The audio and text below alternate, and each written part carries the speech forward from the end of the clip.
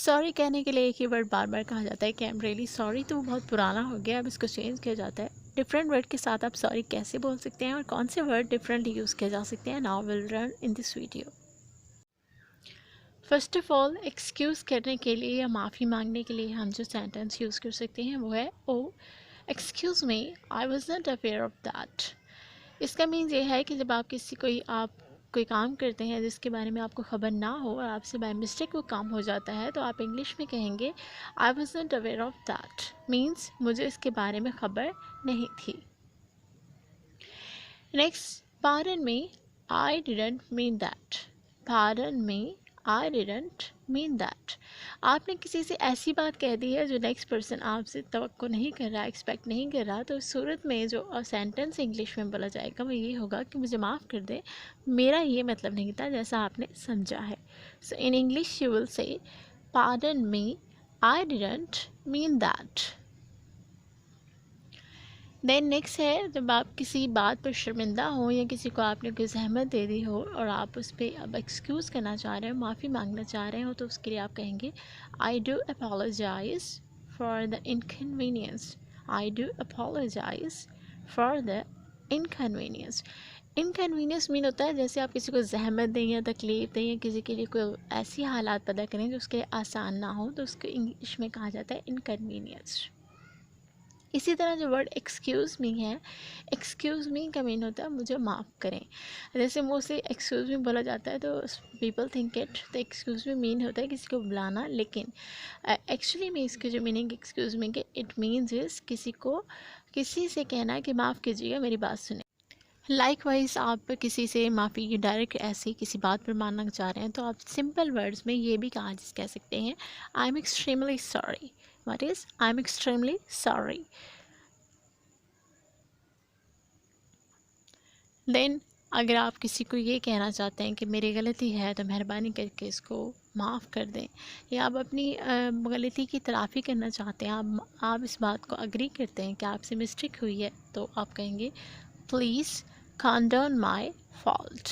Please condone my fault. Then regret mean होता है पछताना किसी बात पे, ऐसी कोई चीज़ जिस पे आपको बाद में पछतावा हो, तो आप उसके लिए अच्छा फील नहीं कर रहे हो, तो उसके इंग्लिश में कहा जाता है regret। तो आप यहाँ पे ऐसे कह सकते हैं I feel regret on my mistake। मुझे अपनी गलती पे अफसोस है, मीन्स मुझे अपनी गलती पर पछतावा है। आई फील रिग्रेट, मैं पछतावा महसूस करता हूँ ऑन माई मिस्टेक, अपनी गलती पर। जब आप किसी से कहना चाह रहे हो कि जो हो गया उसको नज़रअंदाज कर दें या मेरी मिस्टेक को भूल जाएं, तो आप ये कह सकते हैं please ignore my mistake. Please ignore my mistake.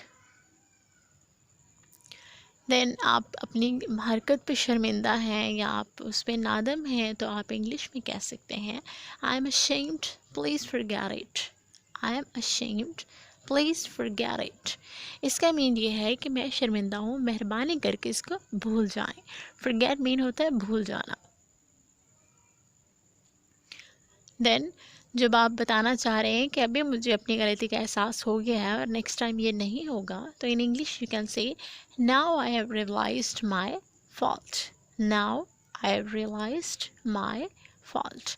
इसको आई हैव पढ़ना ज़्यादा ज़रूरी नहीं है, इसको आई पढ़ेंगे। Now I have realised my fault. Then जब आप कहते हैं कि मैं सच में अपनी गलती की माफ़ी मांगना चाहता हूँ या माफ़ी चाहता हूँ, तो in English sentence you can use I really want to condone my blunder. Blunder means होता है कोई ऐसा काम कर देना जो गलत हो, या आपने कोई मिस्टेक कर दी है, बाय मिस्टेक की है, गलती से आपने कोई गलती कर दी है, तो उसको कहते हैं blunder. So you will say I really want to condone my blunder. Then easy language में आप ये भी कह सकते हैं really sorry. Really sorry, it's not amendable. Amendable होता है जिस चीज़ काबिल तलाफ़ी हो, जिसको आप दोबारा से ठीक कर सकते हो। तो जो ठीक ना कर सकते हो उसके लिए आप कहेंगे it's not amendable. Really sorry, it's not amendable, ये काबिल तलाफ़ी या काबिल माफ़ी नहीं है।